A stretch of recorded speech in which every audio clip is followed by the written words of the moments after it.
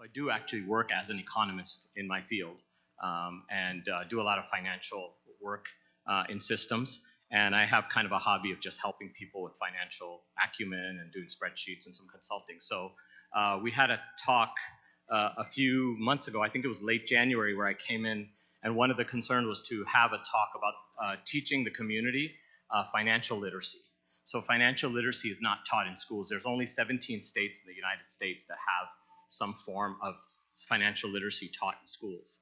And so it's really something that's a gap. Either people know it on their own or they don't learn it. So there's a talk that was done before, and it was done in January. It was about family and budgeting. And so after that, the next step is to talk about investing once you've got a savings plan. So that talk is available online. It's actually in the invite on Facebook. If you look on the invite to this talk, to this event, you'll see there's a link for the original talk that's on MCC East Bay's YouTube page. So I recommend going there. One of the things I didn't do is start with a dua. So I wanted to start with a dua. And Bismillah ar-Rahman ar-Rahim. Alhamdulillahi Rabbil Alameen ar-Rahman ar-Rahim Maliki Yawmiddin. Iyaka na'budu wa iyaka nasta'in. Ihdina as-sirata al-mustaqim. Sirata alladhina an'amta alayhim. Ghayril maghdubi alayhim waladdallin. Ameen. May Allah grant us enough provision to care for our families, to keep us free from being in the need of provision from others. May Allah allow us always to have enough provision to have time to work towards the pleasure of Allah, to read His book and to remember His messenger, and to have enough time to help those in need who come to us for help. Ameen. The other thing I wanted to share was a beautiful dua of risk that I had learned. I also learned another dua of risk. So the most beautiful form of risk is not money. Rather, it is tranquility of the soul, healthiness of a body, purity of a heart, soundness of a thought, dua from a mother, kindness from a father, presence of a brother, laughter of a son, caring of a friend, dua from someone who loves you for the sake of Allah. May Allah grant us all these forms of risk, inshallah. So let's get started. I know there's folks who are watching online, and inshallah we'll keep going. I'd like the session to be a little bit interactive, but I do want to get through the hour. One of the goals is to try to get done before Isha, and then we can have a Q&A after Isha. Let me jump to the agenda. So we'll talk a little bit about Islamic guidance. We'll talk about budget prerequisites and review, a little bit of a review for why things need to be done in a certain way and to kind of know how to plan and budget. A couple of baby steps that were referred to in the original talk. Then the most important part of the graph, actually, the class today, is to talk about compounded growth. How you invest, if you invest in a fund or in a savings account, that it continuously grows, and how it can build on its own momentum. So we want to make sure that example is completely clear to folks today. It's the power of growth and the power of mathematics behind the growth. Then we'll talk about saving, investing, and risk. Those are kind of prerequisites for knowing. Investment sectors and measuring performance. So everybody's probably heard of the Dow and the S&P 500, the Standard & Poor's 500. So one of the goals tonight is to try to demystify jargon.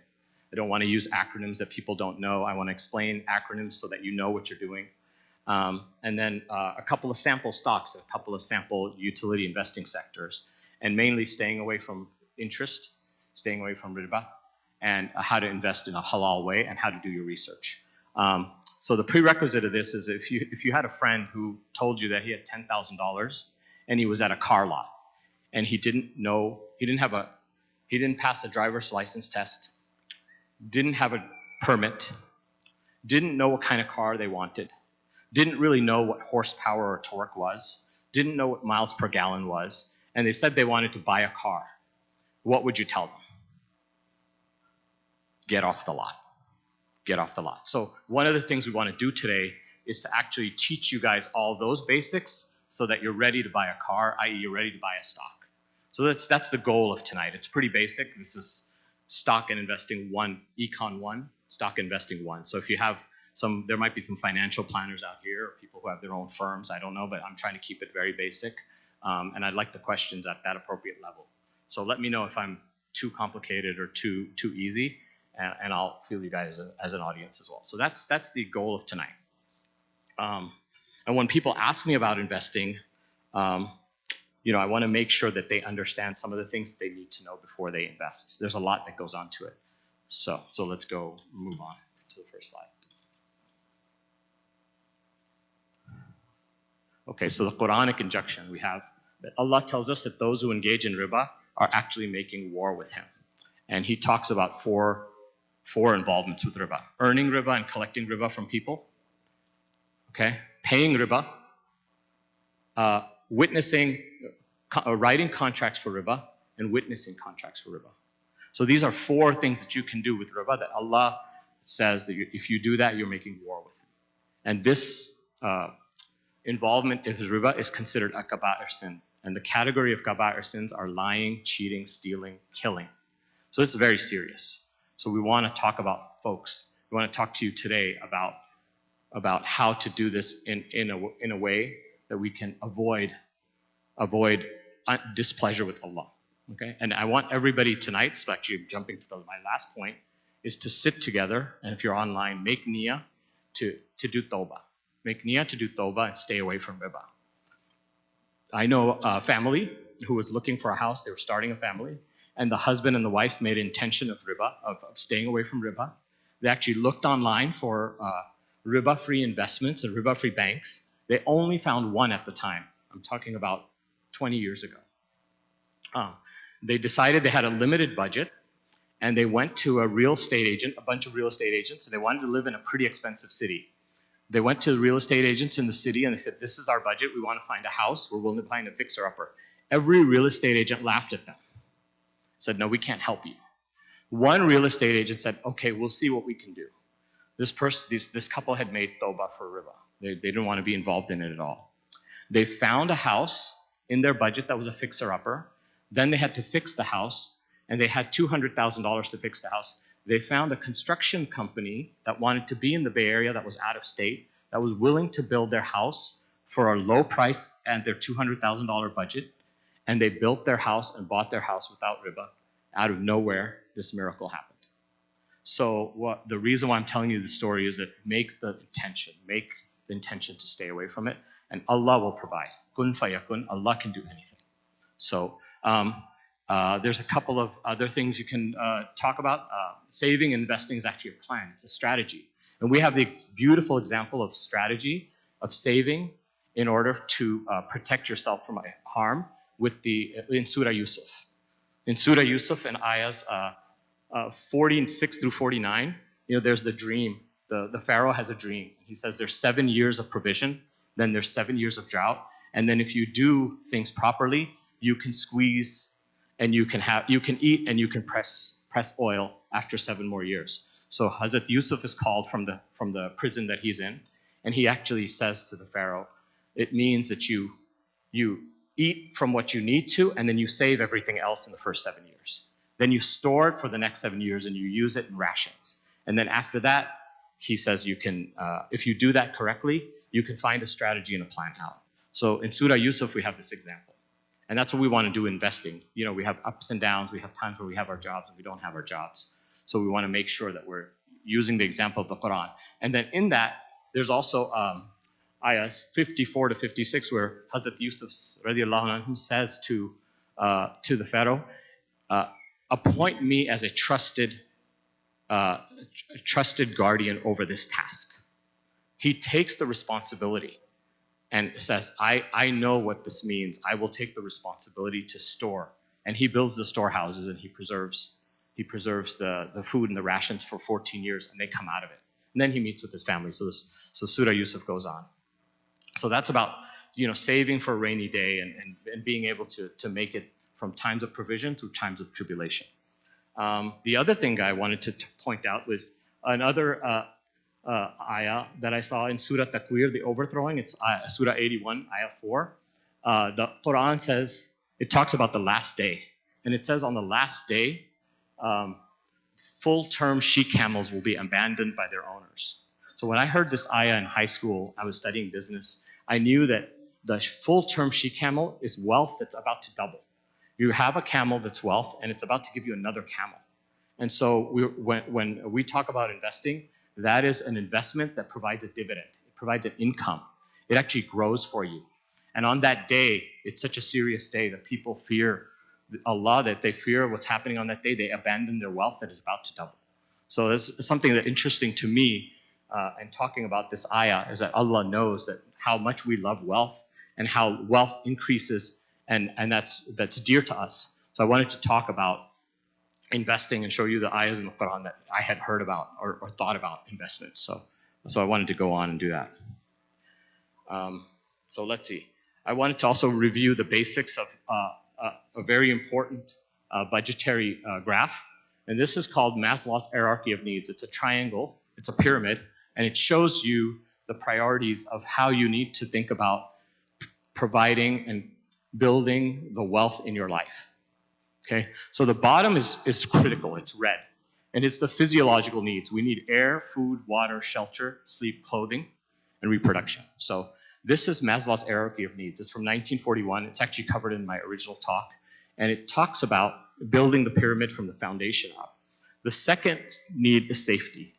Making sure you have personal security, making sure you have employment, resources, health, and property. So what happens is that once you've secured your basic needs, you want to secure safety and security. So we have to buy a house, we have to rent a house, we have to have insurance, we have to have a car. Those are the basic needs. After that, we have love and belonging. So friendship, intimacy, family, and a sense of connection. And then after that, once you've got those basic green, red, orange, and yellow covered, you have the ability to look for esteem and then self-actualization. So until those basic needs are met, you shouldn't be looking for the other things. You've got to acquire the basic needs. And that's the way we need to think about it. So when you look at folks who don't plan properly, they'll go out and lease an expensive car, and they won't have enough money for their emergencies. They won't have enough money for medical emergencies. They won't have medical insurance. So the idea here is to make sure that you have the red and the orange and the yellow covered before you go out and try to buy a car that makes you look good. So those are the things that are important. All right, and I've seen stories where people will come in, and they'll lease a new Audi, they'll have leased a new luxury car, but when you look at their finances, it's credit cards, and their income isn't sufficient for their basic needs. And if something happens and the credit cards get cut off, then they won't be able to pay their rent. So that's a situation, a trap where people are looking at not acquiring the pyramid in the right way. This actually picture of this pyramid is on my phone.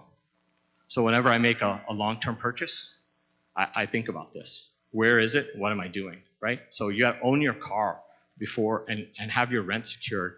And then a financial guru who's pretty famous, his name is Dave Ramsey. He's a Christian financial teacher. He's online. He has a syndicated radio show every week. You can find him on YouTube. He's actually a teacher who teaches all these basic things. He's very good to listen to. And he has a financial baby steps that I covered in the next slide. And this is the seven-step plan that we covered in the first talk about family and budgeting. The reason why I'm covering this again is so that we make sure that these basics are done before we get into saving and investing. So you'll see the baby steps are, number one, get $1,000 saved up in an emergency fund. You have to have an oil change in your car. If you don't have cash to take care of those kinds of extra expenses, change the tires, maybe some medical expenses, you need that first $1,000. Once you have that $1,000, you start cutting up your credit cards, paying off all your debt, so cutting them up, because that's what people use. They're using credit cards and paying interest to pay for incidentals. So if you have the $1,000, then you can actually start cutting up those credit cards. It's no point to do step 2 before you do step 1. It's not going to work. So this is a plan for success. Step 3 is trying to save up 3 to 6 months of expenses and savings. People lose their jobs. They need to pay rent for several months. So 3 to 6 months is absolutely necessary. That's baby step 3. So that's really the coverage of the first talk we had, which is budgeting and getting your house in order. Today we're going to talk about step 4. And you'll notice that in Maslow's hierarchy of needs, it completely matches this pyramid. The pyramid is matched by Dave Ramsey's steps. Secure the first 1,000, which is the red, and then cut off the debt so that you're not bleeding money. And inshallah, for us, we're trying to avoid riba at all costs. And number 3, get the orange secured, which is your safety net. Okay? And today we're going to be talking about how to do step 4. So step 4, he says, invest in tax-favored accounts, Step 5, fund for college. So when you've taken care of your own investments, that they're going, then you start thinking about your children and getting your children out of debt, paying off paying off your house. And then step 7 is all the above. It's the blue and the green for Dave Ramsey. You got to take care of step 4, 5, and 6 continuously for years and build wealth, inshallah.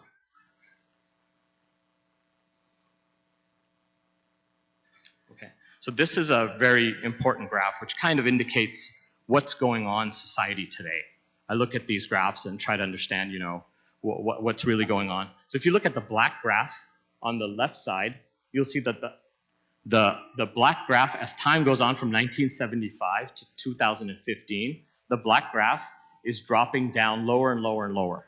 And that black graph shows that the average household savings rate. So in 1975, people were earning $100 and keeping $14 out of $100. Their savings rate was 14%. In 1975, people were doing pretty well. In 2017, that black point is at 2. So I'm referring to the left axis here. So the black graph, this point. So the average family is saving $3 out of 100 if you're on the black graph. So if the average is $3, there's many, many people who are negative. Many, many people who are actually living month to month. They need to spend $105, they're bringing in 100, and they're going into debt for $5 every month. So that's a bad cycle. So the black graph is the have-nots. And then the blue graph is the haves. So in society, we have the haves and the have-nots. The blue graph shows that as time goes on, people who are investing are building more and more wealth. So if you look at the end of, in 1975, people had $450,000 of wealth. The average household income, the average household had $450,000 of net wealth. If you look on the other side, where it's at the very bottom, that blue line is almost hitting 700,000. So people who are investing are building wealth. So if you're not on the blue line, you're on the black line. And if you're not on the blue line, your money is not working for you. So I wanted to stress that the folks who are on the blue line are investing, and they're investing in compound growth. And that's how this wealth is being built. And that's what we're going to try to teach you tonight.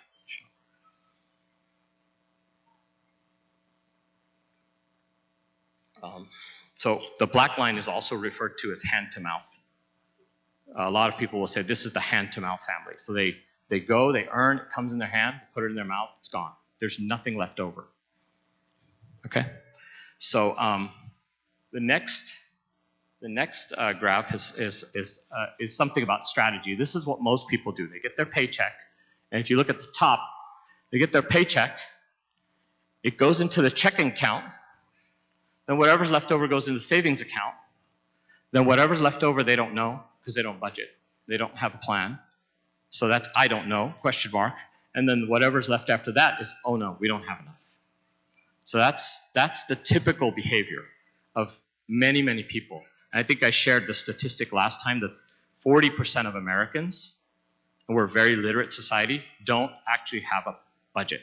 And 63% of Americans answered the question that they have some anxiety month to month over their monthly budget. They have some anxiety over budgeting. They're worried. 63% of Americans. Okay? So your actions are your strategy. So today, inshallah, we're going to get to a point where you guys have a plan, and we teach you how to get to a plan, have a strategy. So a proper strategy is that you get a paycheck, and tax deferred, before your taxes are taken out, it goes into your investment account. Okay? Whatever's left over, that goes into your savings account, and you use that savings to buy vacations, big ticket items, couch, furniture, things like that. And then after that, your income goes into your checking account, you pay your expenses, and you know exactly what those expenses are. Right? So this is the plan that we want to have. We want to move from the typical behavior to the strategic behavior. Right? Okay, so that's the goal of tonight. Again, we want to, in order to do this, we want to repent from riba. And I actually have a quick story about a family They lived in Houston, and they had a house that was, under $200,000. The wife was getting her education. Her husband was working, had a couple of kids. And so they decided to, when she was starting to work, they had a plan. She was going to go to work, and every part of her paycheck was going to be planned to pay off the house. Okay, so they had a plan to pay off the house. So every time she brought money in, they wrote a full 100% check of her income to pay off that house, right? And then on top of that, they had another strategy. They called their relatives and said, would you each give me $10,000? Because they wanted to get out of riba quicker. They said, would you each give me $10,000? And some of the family members said, yes. And they asked, when do you need your $10,000? So one relative said in a year, and one relative said in 3 months. And they took the extra $10 or $50 or $40,000 that they got from 5 relatives, put it in the bank, paid that part off. So they even got to a quicker point where they paid off their house. And then she wrote checks to the relatives based on their calendar and their schedule. Each of their relatives that gave them $10,000 got their $10,000 back. Whatever was left over, they paid it off. That was the plan for the check of the wife. And then after that, she could quit work if she wanted to. She ended up staying at work, but it was completely luxury. Their house was paid off. So I wanted to tell you this is a strategic plan. It was somebody that I hold as an example that I wanted to share with you guys. Okay, so now I have a little bit of a pop quiz. Okay, so Susan and Bill get married. They're both 25 years old. Bill wants to go to med school. So he enrolls in med school, and he goes to med school for 10 years. So he's 35 when he gets out of med school. While he's going to med school, Susan is working and investing. Right? She works and invests. So she puts $5,000 a month into investment account for 10 years. And then when Bill starts working, she stays home and has kids. And then Bill starts investing $5,000 a month. So that's the scenario. Okay? So who thinks that when they both reach 60, who thinks that Susan has more money in her investment account than Bill? So Bill invests from 35 to 65, and Susan invests from 25 to 35, just 10 years. She doesn't touch it. And then Bill invests first. So who thinks that Susan has more money than Bill? Same amount, exactly the same amount, $5,000 a year. Okay? So both are investing $5,000 a year. Susan does it for her first 10 years, and then Bill does it from 35 to 65. Who thinks Susan has more money? Who thinks Bill has more money? Okay? And who thinks their money is fairly equal? Okay, so let me show the graphic. Compounded. So the investment is staying in, they're continuously investing it, and the income of it is staying in. So the idea here is the example is to give you guys the power of growth. Okay? So Susan is the gray line. So let me demonstrate. I'll take this mic here. So Susan is investing from this point to this point, and then she's this gray line. She ends up at $602,000. She doesn't invest any more at the age of 35. Bill starts at 35, and he invests all the way till the age of 65. He ends up with $540,000. So the idea here, it seems counterintuitive, but even though she didn't invest after the age of 35, she got started early. So early is better than late and continuous. And that's the power of this example. Now, Chris, who's the blue line, he starts at 25 and he continuously goes all the way to 65. He ends up with $1.142 million in that account. That's $5,000 a year. That's not much. That's $416,000. That's $416 per month. It's not a lot to be a millionaire for that investment time. And the idea here is that the growth rate is 7%, and the investment is $5,000 a year, and it's constantly reinvested. So the power of compound growth is very, very powerful. It's very, very powerful. Okay, and so we want people to get started and get started early. This is just a graphic about the two are doing exactly the same thing. One just gets started 10 years earlier. No, we'll talk about that later. So we're going to talk about it. It's just a mathematical example. So both of them start. They both start at this They both start the company at the same time. One person starts investing in their 401k. You know, we all have 401ks, a lot of us do.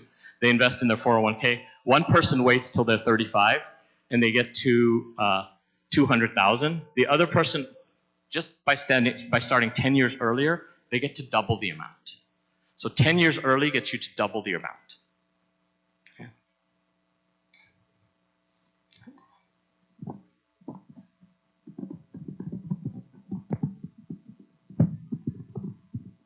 Let's see what we got next. Question? Yeah.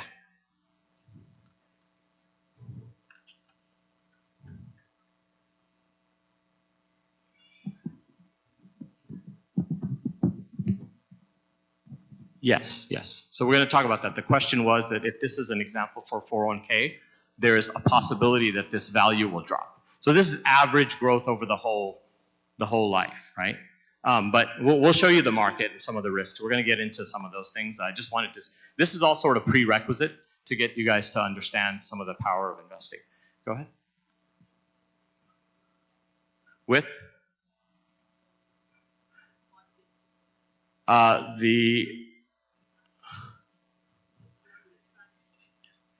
Yeah, we'll do Q&A after. In the mortgage, it's kind of different because you're paying the interest. It's working against you. But the bank is benefiting from you like this. The bank is making the money like this off of you.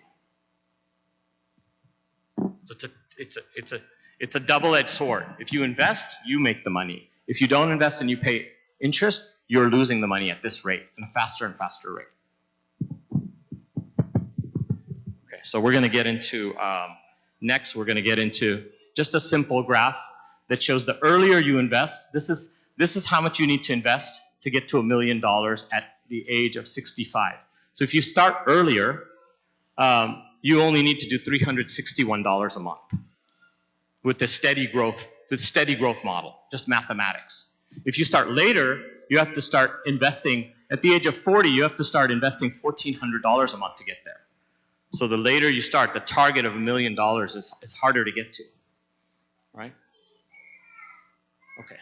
So savings, just a quick note on savings. Savings is very liquid. You have access to your money. It doesn't go down, and you pay very few fees on it. So most checking accounts and savings accounts are savings, okay? I'm just stating that as a definition before we get into investing. Investing, when you invest, you have a greater chance of losing your money than when you save. The money you invest in securities, mutual funds, and other similar investments typically is not federally insured. So savings is insured. So FDIC, everybody's heard, most banks have FDIC, Federal Deposit Insurance Corporation, backs it.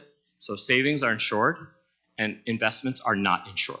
Okay? So that's the number one thing you need to know about investment. And then the other thing is investment allows you to grow your money, but it also allows you to lose your money.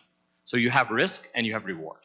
So that's the second most important thing, all right? The last thing I wanted to tell you about investment, so that's the left box. The right box tells you there's so many complicated products. People get bogged down in the jargon when you're listening to the financial news on the radio, whatever. There's only very few types of investments. There's stocks, bonds, mutual funds, real estate, or commodities, gold, silver, things like that. There's sophisticated commodities like, banks will buy barrels of oil, they'll speculate on a lot of things, but those are pretty much the categories of investments. And when we say staying away from interest, we're going to stay away from bonds. Bonds guarantee you a rate of interest. You don't do any work for your money, you don't put any thought into your money, and interest is haram because of that. There's no effort, and it's hoarding money and building money. And we want to completely stay away from bonds. So for us, today, we're talking about stocks. We're talking about the value of a stock. What is a stock? How does it grow? How do you evaluate it? And how do you choose what you want to do? Okay? And then again, there's real estate, so it's tangible. And there's commodities and gold. Okay? And then going back to Dave Ramsey's baby steps, most of us, when we get paid in cash. If we have a house, we have home equity, so you want to pay that off as fast as possible. That's the way you build wealth. Building cash and building home equity. The next thing you want to do is you want to take advantage of your 401k stock options. And the next one you want to do is, if you have some money on the side and you're doing a good job savings, you want to do some investments. So most people want to try to do at least 1, 2, and 3, and possibly 4 and 5, right? The rich people, the number 4, some companies number 5, some companies offer a pension. So if you have a company that offers a pension and you're thinking of leaving it, make sure you really know what you're giving up. A lot of people will go and leave one job for another job, and they'll think the income is higher. If they're giving up a pension, they're giving up hundreds of thousands of dollars. Hundreds of thousands of dollars. Okay, a pension is very, very valuable, right?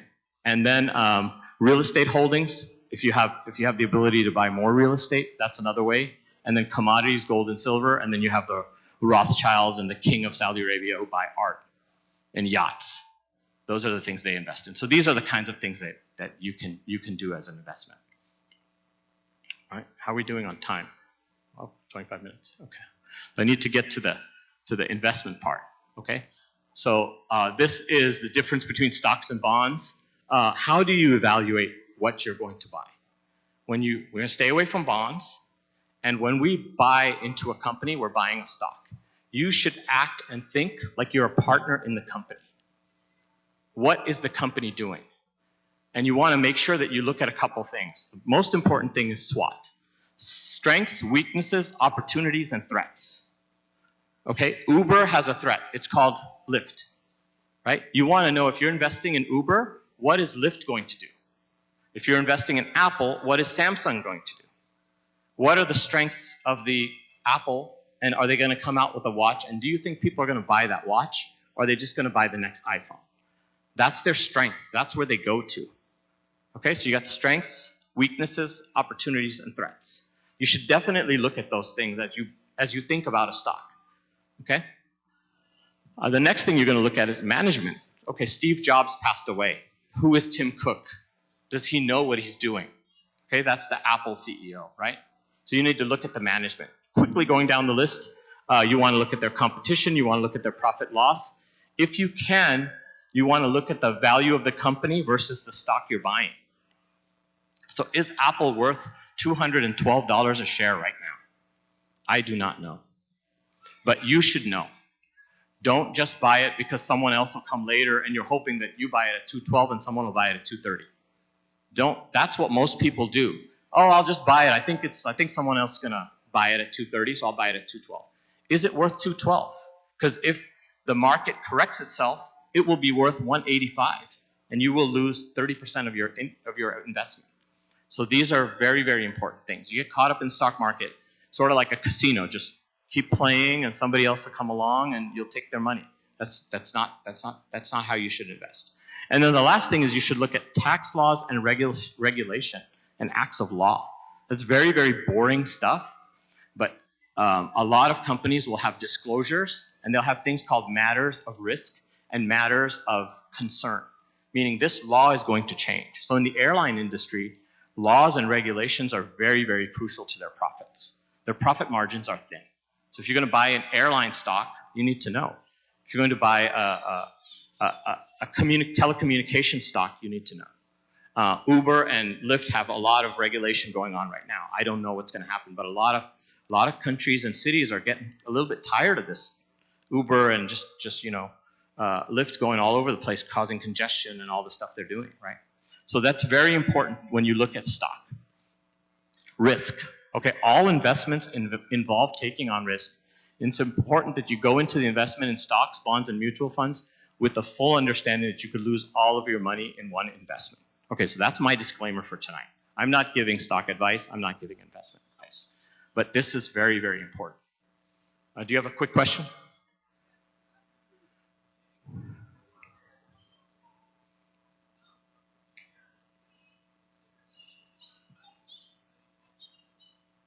You have to read their financial statements. So every company is audited. There's an annual shareholder report, and it requires research. You can go on Wikipedia. You can look up the company. Each company on Wikipedia and Google has a page. Click on it, and then it should take you to their financial disclosures.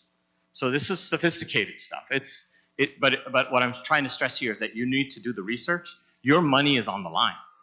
and your wealth is on the line, right? Real quick, let me jump back. Okay, one of the things I wanted to show you also is, it says notes on risk. See the notation at the top, sec.gov? So Securities Exchange Commission is the regulatory body for all investments in America. And sec.gov has a PDF that all of this comes from. I didn't write all this stuff. I just made copies of it. I'm trying to notate where you can go and do your research. A lot of my next few slides are actually pictures of websites so that you can know that the website's there and just click on it and start looking around doing your research. So we're gonna get there. Real quick question.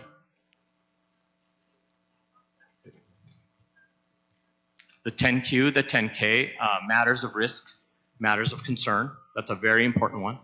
Yeah. They have to disclose it. If they don't disclose it, there'll be fines levied against the company.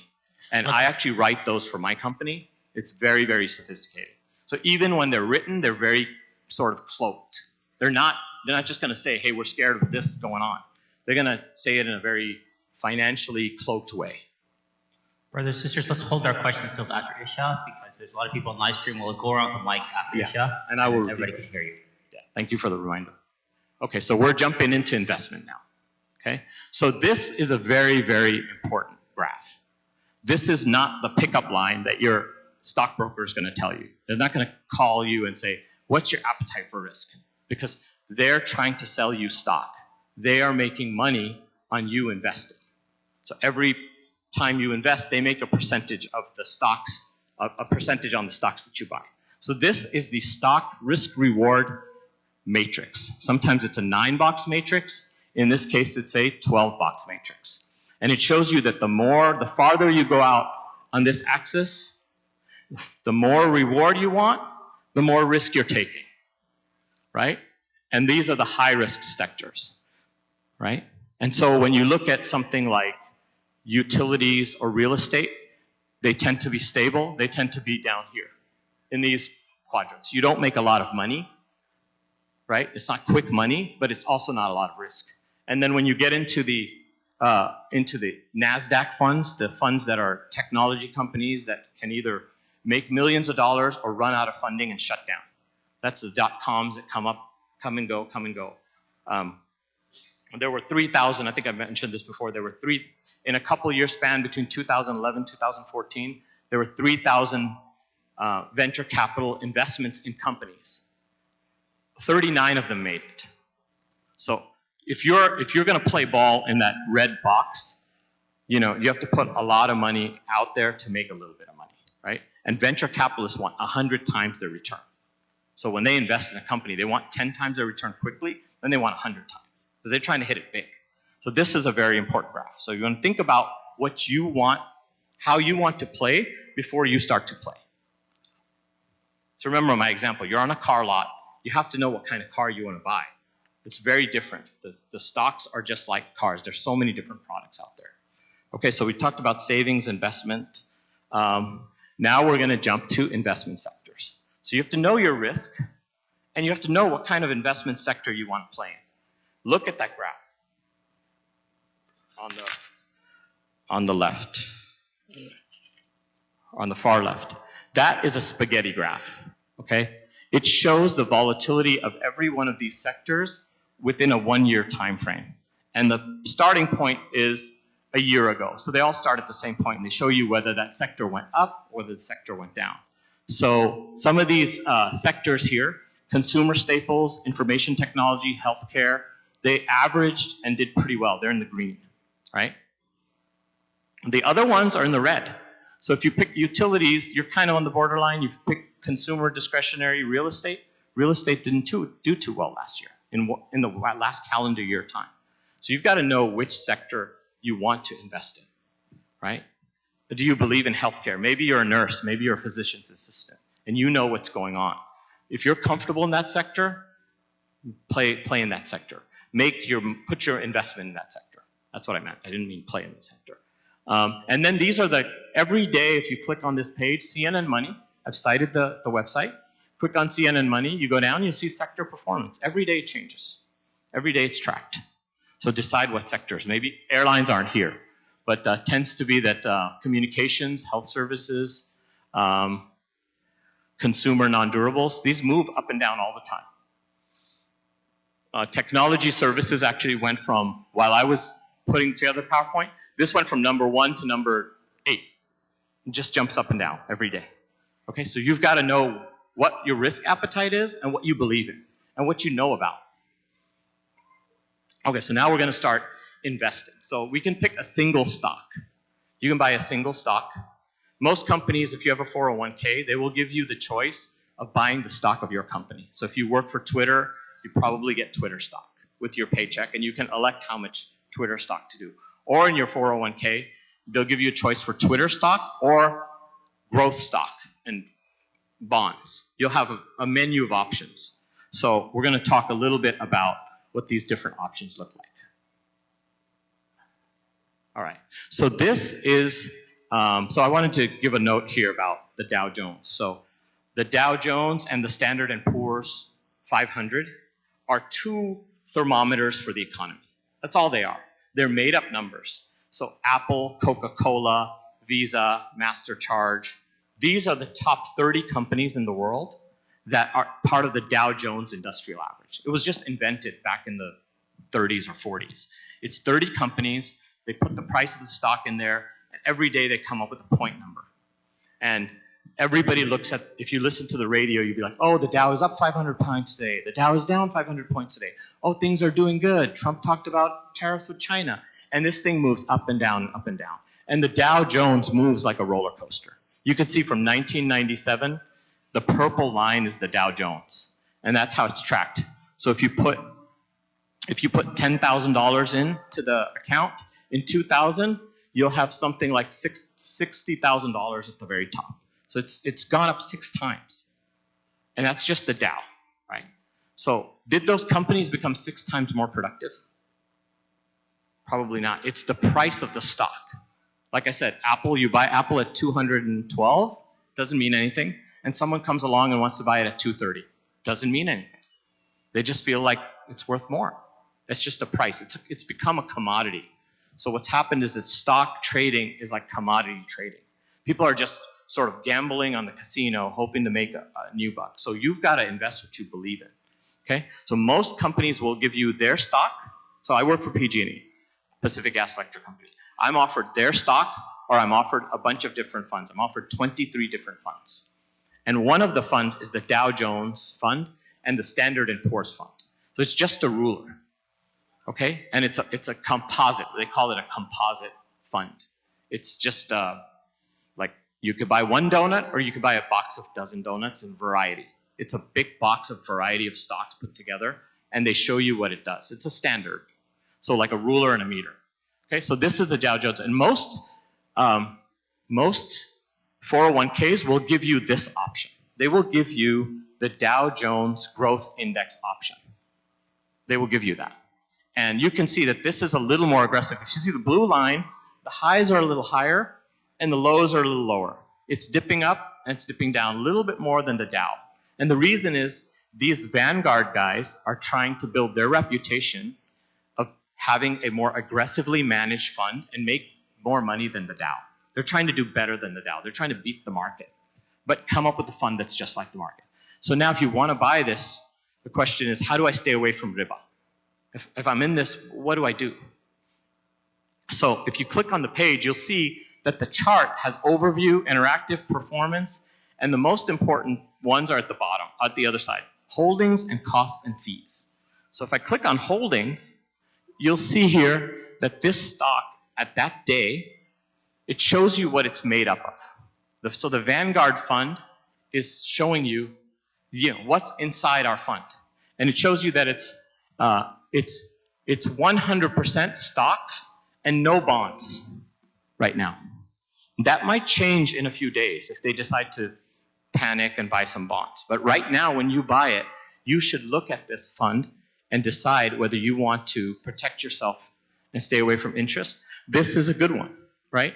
So you see that the type is, it holds cash, has 98% stocks, and 1.1% foreign stocks, no bonds. But then if you look at the right side, you got a little bit of something of a problem here.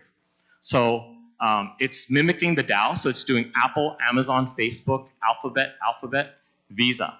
So it's got Visa in here. And it's got MasterCard in here. It also has Home Depot. It has Coca-Cola. It has other things in there, right? That's what they're trying to do. So most of these large funds will have some banking in there. They will have banking. It's very difficult to avoid that. The only way to avoid banking and interest in a fund is to actually pick your own stocks and make your own fund. I'll show you how to do that. Okay? So this is the thing to do and to teach you guys how to do the research to inshallah, get going. But this is, a lot of us are limited by what we're allowed to do. Our 401k will only give us, like I said, 23 options. 10 of them are bonds, so I'm down to 13 options. One of them is PG&E, so I'm down to 12. So I've got 12 options. I've got to do the best that I can and then do tawbah for the rest, because if I don't invest a little bit, I'm going to not have any fund. So I try to do the best I can. All right, so the next slide. We're trying to get through 9 more minutes, so there's a few slides I want to get to. Okay, so this is my expertise, right? I'm not pitching my company stock. And actually, if you listen to me, you'll run away from the stock. So in 2009, this stock, 2009, the market crashed. If you look at the red dots that I circled, 2009, there's 2 black dots over here. On the very side, I think the ladies, you can see it.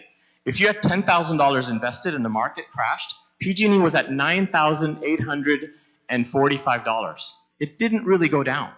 It's very, very stable against a market crash. Okay, but the market, the Dow, the S&P, this is against the Standard & Poor's 500, the best 500 companies. Those companies, their $10,000 investment went down to $5,800. You lost 42% of your money by doing nothing. Just sitting there, market crashed, you had a recession. So this stock is it's not volatile like the market. So in times of making money, you don't make a lot of money. PG&E stock doesn't shoot up to the sky. But in times of crashes, it doesn't fall to the ground. So it's not like a roller coaster, it's more stable. So then the other thing that happens with PG&E is that if you decide to invest in only one stock, which I don't recommend, and you're in PG&E stock, you get to 2017 in October, and it's doing really, really well. Your $10,000 is about 24K, and then there's the Napa fires. The Napa fires happened in October of 2017. There were 20 fires, and the people of Napa decided that they were going to sue PG&E for the fires, the fault of the fires. So our stock price went from $70 to $38, and your $24,000 investment went down to $16,000. It's a big loss. So when you invest in only one company, you're susceptible to their risk, you're susceptible to their scandal, and you're susceptible to their faults. So you don't want to invest in one company either, right? So this is just a demonstration that you need to learn the next keyword. We learned compound interest, we learned fund, and now we want to learn about diversification. So a fund is diversified. It's like that box of donuts. It's a random selection. So if you want to be in a sector, you want to be in the airline sector, you don't want to just buy Continental Airlines. You want to buy Continental, Delta, United, Virgin Air. You want to buy a bunch of them so that you're safe from one company doing something really bad. If you're in the airline sector and there's an airline crash, they're all coming down. So you've got to be diversified. And also don't be in one sector. So this is just a demonstration. So PG&E is 75% less volatile than the market. We actually have a rating. We know that rating. So if the market goes down, we tend to sort of have a shock absorber. We don't go down as much, we don't go up as much. We have a rating of volatility. Okay, the next one is what I kind of recommend you do, is if you want utilities, and you like utilities, you believe in utilities, then buy a utility fund. So you can go and get away from the Dow, get away from the S&P, and choose the sector you want, but have it diversified in the fund. So this is the FUGAX. This is the Fidelity Utility Growth Fund. So again, didn't say bonds, it's about growth, so you're staying away from interest. And this, you can see that if you get to 2017, PG&E crashed, but the purple fund still did pretty well. So it's a blend of a lot of utilities, right? So you want to stay away from one stock in one fund, in one sector. So if I prefer utilities, I want to do the utility growth fund. If I want to stay away from the Dow, I want to stay away from that and pick the utility fund. Okay? So that's just one sector. So I showed you the Dow, the S&P. I showed you a utility stock. I showed you a utility fund. And I'll show you another one more before we go to Isha, inshallah. And the next one I wanted to show you, and you do the same research. You can click on it. You can see what the holdings are. You can see that there's some companies that are investing in renewable energy, some companies that are utilities, and it's pretty good. I'll show you its performance. Okay, and this one I wanted to show you, which is the other way of investing, which is real estate. So there's a fund that you can buy. You don't have to buy a property. A lot of people tell me, I don't have enough money to buy a house, an income property. You don't have to have money to buy a house. You could put your 401k, if you have the choice, and buy a utility fund. I mean, a real estate investment fund. So if you read about it, it'll say exactly what it is. The investment seeks a high level of current income. Capital appreciation is a secondary objective. So this fund is actually investing in real estate that gives income. And while the price isn't shooting up, look at this performance. It's actually not very good. You know, it's not doing well. But what you're not understanding on this blue line is while the price isn't going up and down, every month it's giving you a few dollars. Every year it's giving you a few dollars. So if you have 50 shares, you're going to get another 5. You get another 4. Every year you're going to get a few shares of income. Okay? So it's not rated as a good fund in terms of its growth, but it's rated as a good fund in terms of its income.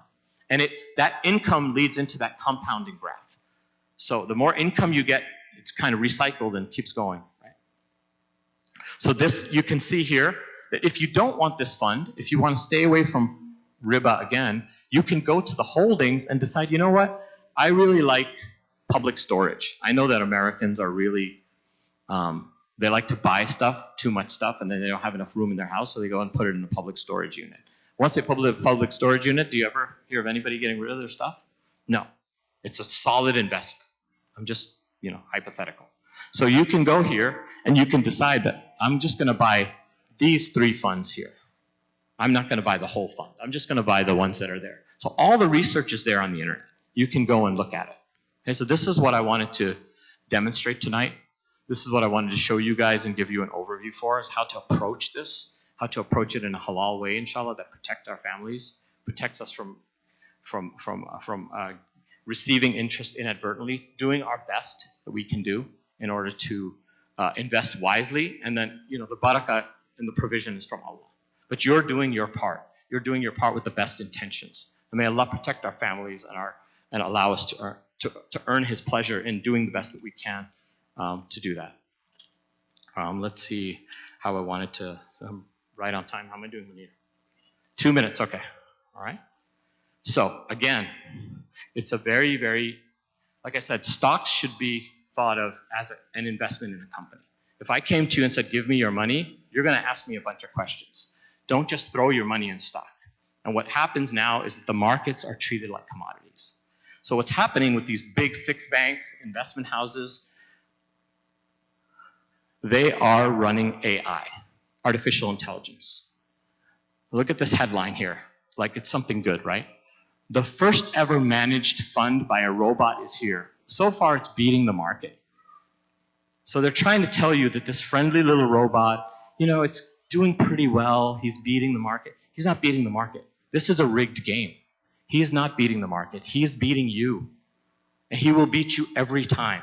This robot is working 24 hours a day. It's trading in China and Japan right now, and it's front-running trades. So you know when you do a Google search and you get like 4.5 billion hits in like a fourth of a second? That's your normal computer. These computers are 20 times faster than that. They're computers. They make, on a $10 billion fund, which is average, they make $50 million in a half an hour, just taking money from somebody else. Buying high, buying low, selling, jumping up the price, selling high and getting out. Every day you're seeing this if you watch the market. So this is not a friendly robot. The Time magazine is deceiving you with these articles. This is not a good thing. So we have to invest for the long term. We have to know what sectors we're in. And we have to protect ourselves and be in solid places so that the companies have standard and solid foundations in what we're doing and believe in that. right? So that's, and also tries to get the income. Don't try to play this price game with this guy. You can't beat him in chess. You're not going to beat him on the global economic settlements market if you can't beat him in chess on your computer.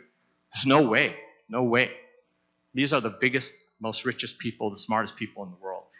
We do hedging at PG&E. A last note, the hedging statement is mathematically 37 pages. It's impossible for me to read every day. That's how sophisticated this is. Okay, so inshallah, that's the note for the talk. Get started early. There are many investment specialists at work in our community.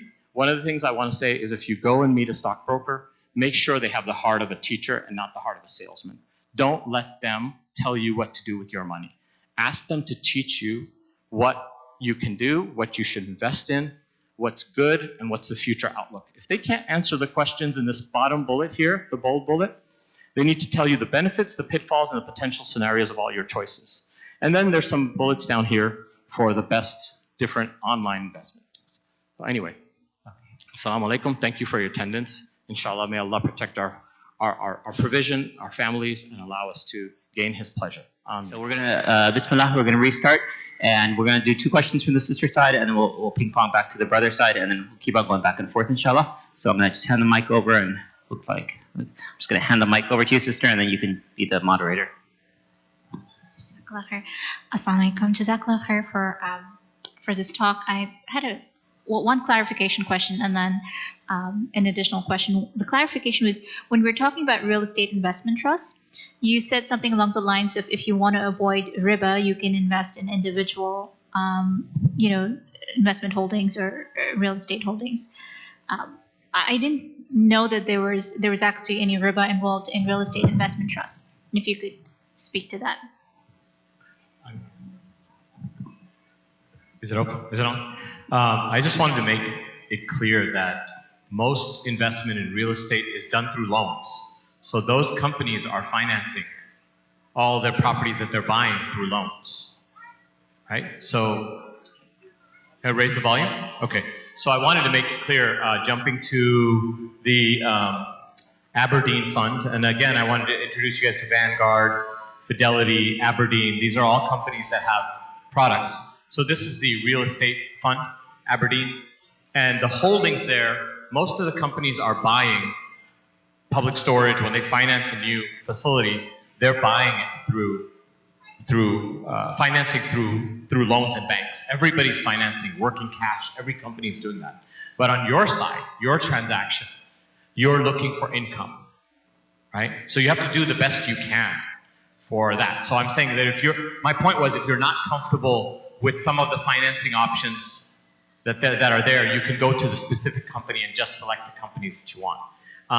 But you'd have to open up your own Ameritrade account. And this is why I showed the last one. So that if you look at the last bullets on the bottom, these are the companies that you can go online and build your own 401k and your own fund from. So if you want to buy public storage and you want to buy an airline stock and you want to diversify, you would go there and pick your own individual stocks. You don't have to buy from Aberdeen. You don't have to buy their mix of funds. So this online brokerage, TD Ameritrade, they allow you to actually pick stocks that you want to pick individually. So you do your research here and you decide, well, I think I went back too far. You decide that you want 2 or 3 of those and not all of them. So you don't buy the Aberdeen fund. You can just go and select the funds you want. Select the stocks you want and put them in your TD Ameritrade account. That's how you would do it, to try to do it yourself. Does that answer your question? It does, Jazakallah khair. I hadn't considered, looking at their expense sheet to kind of see where they were, how much they're paying in interest, for instance, as an indication of how halal, an investment could be. Yeah, you can see their debt ratio. Right. So there's an equity debt ratio with a lot of companies, and there's usually some companies and some industries have a higher equity ratio, and you can stay away from. If you do your part, you can stay away from more leveraged companies, more debt, companies that carry more debt. Does anybody else want to ask?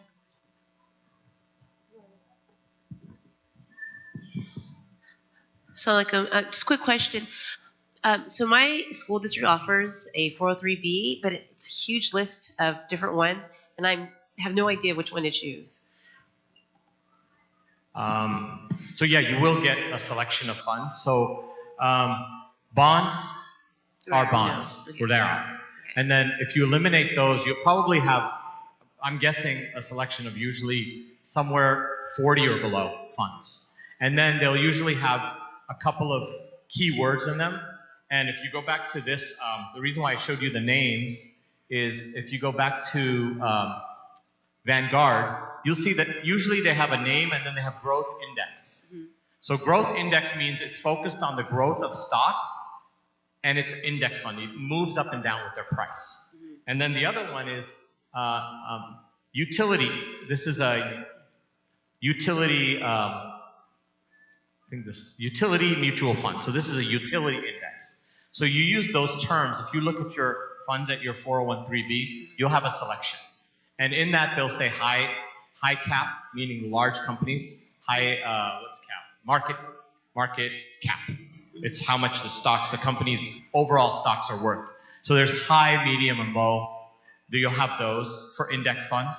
And then you'll also have something that says international bond funds, and you'll eliminate those. And then it'll also say international currency funds, and you probably don't want to mess with international currency exchanges. So you want to focus on the growth in index funds of your 401(b). Okay. If you have questions, you can then set up an appointment. I do some financial counseling one-on-one here, and Munir and Amina set up my appointments. So once a month I come in for a couple hours and I meet with folks. So I'm not giving investment advice, again, but I try to help folks out, try to decipher what to do and help them make more informed decisions. Okay, thank you so much, Just Care. Brothers? Yes. So in the same line, most companies, they have debt, right? So, but as a stock investor into that company, does that contributing to riba? The company is involved in interest. They're charging interest, they're gaining interest, all their funds, everything, all their accounts are gaining interest every day. Working cash is gaining interest every day. There's nothing you can do to avoid that. If you invest in a company, you will have to look at their bank statement and you'll see that they have debt. So along the same line, actually most of the company also invest their money in stocks and buyback, right, plans, and sometimes they invest really, even technology companies, they invest their money, right, which is more of an interest gain. So can you shed some light whether this will be a halal investment if you buy a stock from those companies, even technology companies? Even technology. Well, you have to look at their holdings. So some companies will invest heavily in Visa and MasterCard. That's where they put their money. Some companies will invest in gambling and casinos. So you have to do your own part. I can't tell you what to do. I can't make a fatwa. But you have to do the research that you can. I know for 25 years I've worked in utilities. Our debt equity ratio is 45 to 55%. And our cash, working cash, is usually just invested in money market. Our checking accounts just gain interest from the banks that hold them. Our bank is Mellon Bank in New York. That's all we do. We're not going out putting our working cash and making it work for us by buying casino stocks and buying liquor stocks. That's not what we're trying to do. So I feel pretty confident about telling you about that. Again, I'm not pushing my company stock, but different industries have different things that they do. That's a very conservative industry. We're heavily regulated, and we're not allowed to play with the money to try to make more money. We're trying to provide a service of electricity and gas in a very safe way, right? And we also do some hedging, but the hedging is not betting. It's just trying to build a base of gas and electricity so that we don't have rate shocks when there's hurricanes and things like that. So I can tell you from my experience that that's what's happening in the utility industry. You can go in a company, there's a Lazarus fund, and it invests in windmills and solar farms. So if that's something that you feel is pretty safe, and that's where their project development costs are, that's where their capital is, that's pretty good. You're avoiding a company that's playing with alcohol, casino, and gambling and things, gaining a lot of interest, leveraging things like that. Another example would be like real estate. You know, are they paying interest for their properties but not engaging in putting their money in all these other stocks, right? So tech stocks actually buy a lot of companies. So Google, Microsoft, Apple are buying tons of small companies. They have so much cash, they have to keep buying companies. So are they buying companies like that? Are they diversifying into alcohol and gambling and things like that you don't want to be involved in? So that's all I can say. Otherwise, I mean, zero is very impossible. So there are some companies that are trying to do it the halal way and come up with a way of saying this is the most halal, the least interest and the least problematic things that are in their accounts as possible. But those companies, I don't know the name of those companies. There's some different ventures out there that are doing that. Did I answer that question? I had a question. So, Assalamu alaikum, what does Islam say about investing in cryptocurrency and also buying cryptocurrency? No comment.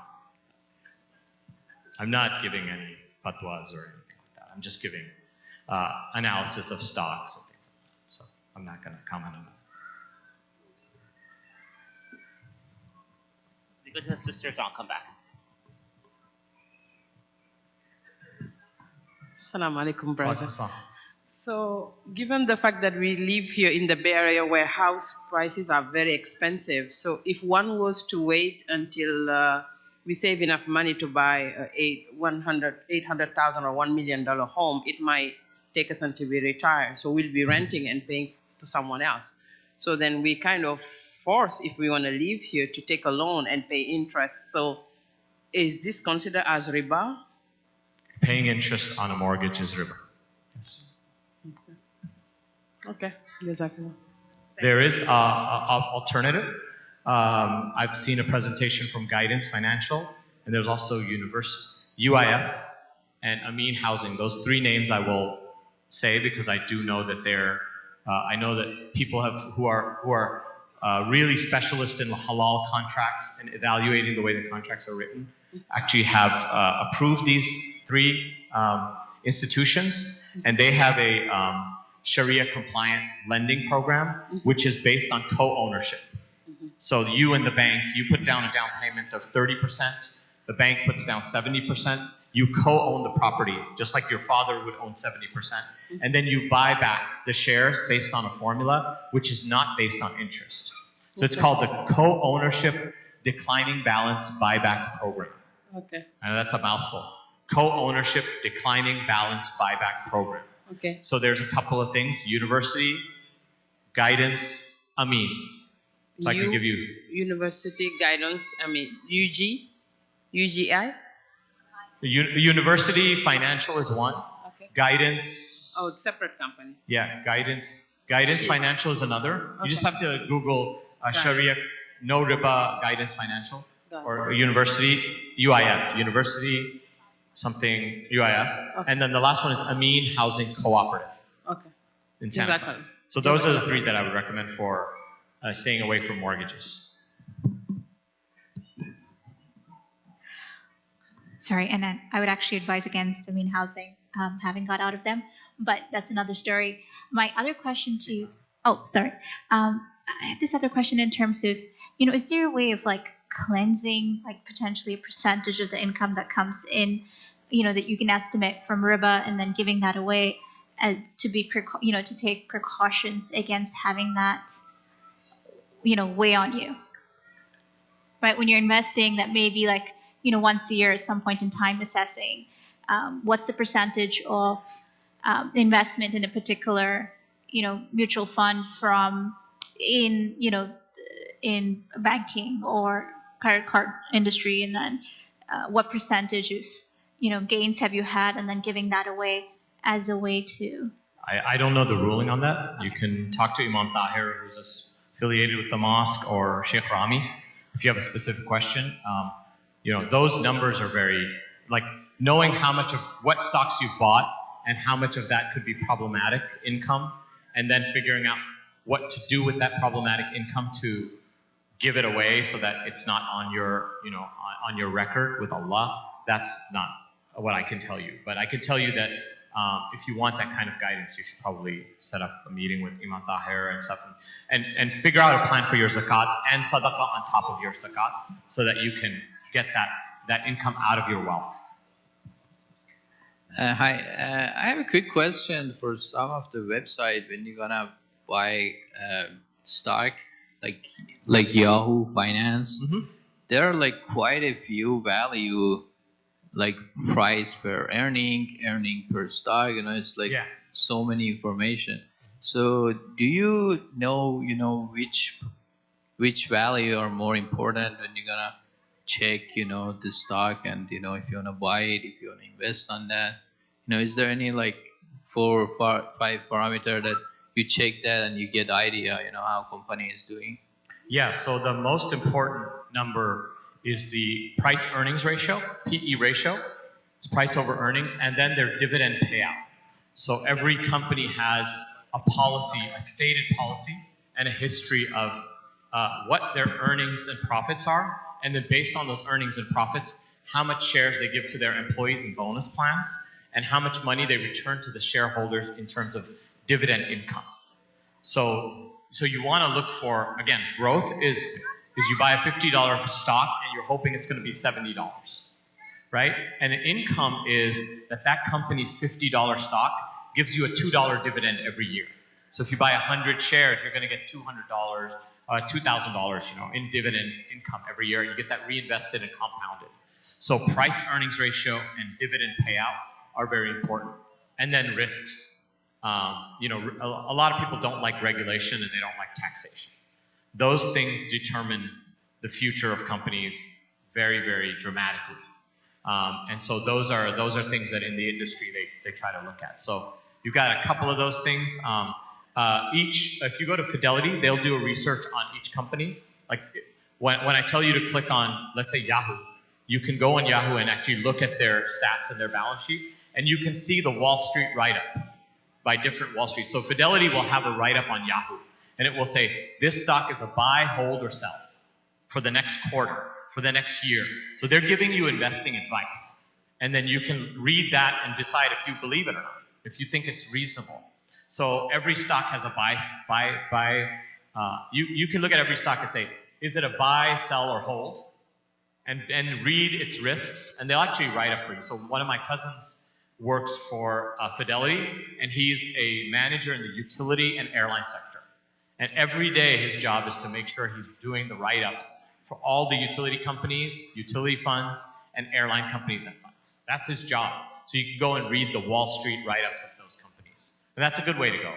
And once you start reading them, you'll get better at sort of understanding what they're saying and why they're saying it. So they should tell you why it's a buy. They'll tell you why it's a sell, and just decide that way. But if you invest, you should be investing and then reviewing every quarter. If you're going to actively manage your investments, you should be reviewing them every quarter. You don't want to look at them daily up and down. That will just give you a heart attack. So, inshallah. Assalamu Another alaikum. question? Yeah, assalamu alaikum, right here. So there's been a little bit of talk about market correction, and I think you mentioned that earlier. So I just have a 2-part question. So number 1, what is a market correction? And number 2, in your opinion, which cap, large cap, small cap, will be the safest bet when it comes to market correction, if it happens? So again, this is assuming, this is your personal opinion, and that was my question. So things can't go up forever. You see that graph there? There's actually a line, a red line that you might not have noticed. That's called the 50-day DAM. The 50-day ahead, 50-day average price, DAM. So it's taking the volatility out, and it's taking an average of the last 50 days price. Every day, it takes the last 50 days. So that red line is trending. You see how it goes up and down? The red line kind of stays the same. But now look at it going to the top. Can things just go up forever where the average, every day's price is going up, and the average stays going up forever? A lot of people will tell you in the financial news that we're in some kind of a bubble. So meaning things are overly inflated. And so we have to determine, individually, you have to determine to who you're going to listen to and what you believe. So right now, the Dow Jones is been dropping from 26.9 a couple weeks ago to 25,000. So it's lost 2,000. It's lost 2,000 points, or about 7% of the market. So some people are really, really worried that this is is it a small earthquake, or is it just the beginning of a very big landslide? And where's the market going to go? So you have to make that determination. You have to read the different sectors. One of the reasons why I chose the utility sector, which is here, is to show you that graph, this one right here. In 2000, I wanted to make sure that this graph showed you 2009. Our company is rated as a negative 74% volatility with the market. Meaning if the market goes up drops 1 point, we will only drop 20 points. We're a little bit safer. And the different sectors I wanted to show you, in our investment sectors, is there's stocks, there's real estate, and there's different industrials and commodities. So my answer to your question is you need to be on this graph as well, right? You need to go back to the 12 matrix box right here, and any financial advisor will tell you that 50% of yours should be in the lower 4 boxes, medium to low. And then 30% of your investments should be in the medium, and 10% you play with. So, you're trying to play with 10% and really hit a home run. So you should have, utility stocks, real estate stocks. One of the stocks that does really well in recession times is consumer durables. So people stop buying Tesla stock, and they start buying rice, bread, wheat. They stop going out to dinner, and they start buying staples. So Nabisco, those kinds of stocks tend to do well. And I put those sectors in this, where's the sector graph? That's the next one right here. So all these different sectors are what you believe. So my question to you, you've asked me a question, I'll ask you a question back. Which sectors do you think are the safest in a time of a recession? If I gave you an answer. Consumables. They don't do that well now, but they might be doing pretty well later. And investor confidence is also big. If everybody freaks out and wants to take their money out of the market, it will collapse. You have to keep your money in there. So it depends on how much confidence you think that people have with the outlook of the future. And politics plays a lot of point in that. And we have a lot of disagreement on politics right now. What's happening with China? So I can't answer all those questions. You have to make those individual decisions yourself and see what you feel.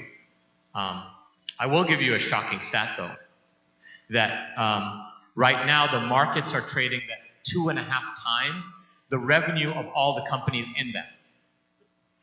Okay, so if the companies are making $1 trillion in a year, that's the gross value of what the companies are making. The market is right now trading at $2.5 trillion. So it's 2.5 times multiple of what the revenue of the companies in it. That's not good fundamental economics, but you can still make money. So that's the thing. That's where the casino and the commodity part of it comes in. It's very, to me, that's if you look at the books, that's alarming. If I said, give me $1 million, I want to make, I only make $100,000 of revenue a year, but I want $2.5 million from you as an investment, you're probably not going to invest in my company, right? But that's the way the markets are trading right now. Question over here. Did I answer your question? Whose question was that? I have a question, and then we'll go to you. And I don't know what the time is you want to, for your life. Okay. Assalamu alaikum. Thank you for the information, very helpful. So going back to the topic of what's permissible and what is Sharia compliant, I was wondering if there is a list of Sharia compliant stocks and the same for a list of Sharia compliant investments. I don't know if you have that information handy or if it's available somewhere that can be pointed out too, so we can do more research. Going back to your statement of look in investment funds, right? But go down to the sectors, go down to the companies specifically. Yeah. Do your homework, because no company is going to be without interest. Let's face it, right? It's the primary source of income, primary business that we need to look at, and then do your homework. But I was wondering if there is something out there already today that you can point us to. So there was a startup that I know of that was trying to rate stocks by their halalness rating. So they were looking at doing all this research and making sure that the stocks were interest, and it's the minimal amount of interest, no casino, no gambling, no pornography, those kinds of things. So there was a startup that was doing that. They couldn't get the accounts international, so they didn't do well. But actually, I was having a conversation with someone today who told me that there's a company that just raised $40 million because they have that financial model, and they were able to have international accounts. I will find out the name of that company, and I will actually post it on the event update. So I'll hope to get that in a week. Okay. So there is there's a lot of Muslims who want that model. It's just, can someone do that model and get funded? There is a company out there. I can't remember what it's called. Brother, that's me again. So for an IRA account or a 401k, do we have a way to sell everything and just leave it as cash? Just because we don't want everything to be wiped out, but we just leave it as cash. So some of them have that option. So they will let you sell so 401k is based on 401k, which is a law, it's a legislation. And you have to, if you put your money in a 401k account, you cannot withdraw it until you're 59 and a half. And then you have to pay taxes on it as income, but you get to avoid the taxes while you put it in there. Some of those funds have the ability to park your fund, sell your fund, and put it in cash. Some of them don't. They actually recommend you do it in bonds. That's what the investment community thinks. Like, why would you want to put it in cash? That's crazy. You can put it in cash and not put it in a bond. So they deal in interest, and they think it's crazy to have something that's just cash. So a lot of them don't give that option, but some do, and it just depends. Depends. I cannot remember if my company allows me to do that. I can't remember. So yeah, I was asking that because I had an IRA account with Fidelity that I just roll over, but I didn't know that I could leave it there as a cash. So I placed it, and now I'm losing. Then they told me, oh, you could have left it as cash. So. And for those who don't know the acronym, IRA is Individual Retirement Account, and it's also there's a law and there's a class of funds that allows you to avoid taxes and put it in there. So you rolled over your IRA to another account, but you could have left it in cash. Yeah, and that would have been timing the market. You could still do that. There's a question. What about investing in commodities? I mean, as a way to avoid riba. Commodity markets. You can invest in commodities, but they move up and down like that spaghetti graph. And you are not in control of what's going on. So rice, heating oil, gold, silver, all those things you can invest in. And you have to make a decision. So just on gold and silver, you can buy an electronically traded fund, which is based on the gold and silver price, or you can buy physical gold and silver. Like have $1,000 of silver coins, have $10,000 of gold, buy jewelry, but then you have to pay zakat on it. So yeah, that's one way to diversify really well. I mean, there are people that will tell you that you should have some gold, some silver, some mutual funds, and some food stored in your house. That's really well diversified. If you're really worried, does that answer your question? Yeah. So I was gonna get back to that sister's suggestion of leaving money as cash in IRA account. Then it won't be investing, right? You wanna take advantage of the investing, the time value of money. Mm-hmm. So obviously, putting in a fund or stock would be, would be investing. But her suggestion was this graph here in 2009. If you would have parked it in cash for about 2 years, rather than ride the blue line, you would have been way better off. And then you put the cash back on the blue line or the purple line. Yeah, so you take it out of the stock, keep it in cash, hold it while the market goes down. But again, you're timing it. You're saying, I believe that I'm going to do it. So then you lose out on what the brother is saying, which is if you put it in cash and the IRA and stocks are still growing, then you've basically given up the chance for that to grow. Yeah. Okay. Yeah. Right. Yeah. Yeah. Yeah. So you're a month too late.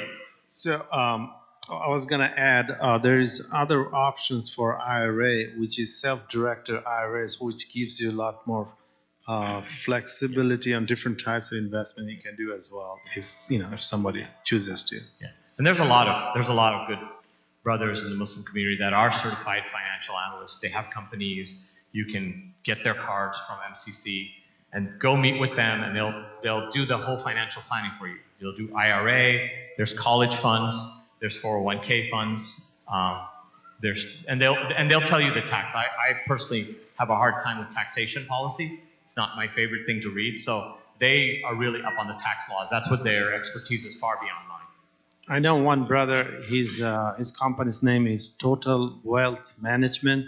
I attended his presentation, so he has ideas about halal investing. So somebody might check him out. I personally do not invest with him, as a disclaimer. Any other questions? I think that's a Can we wrap. wrap it up?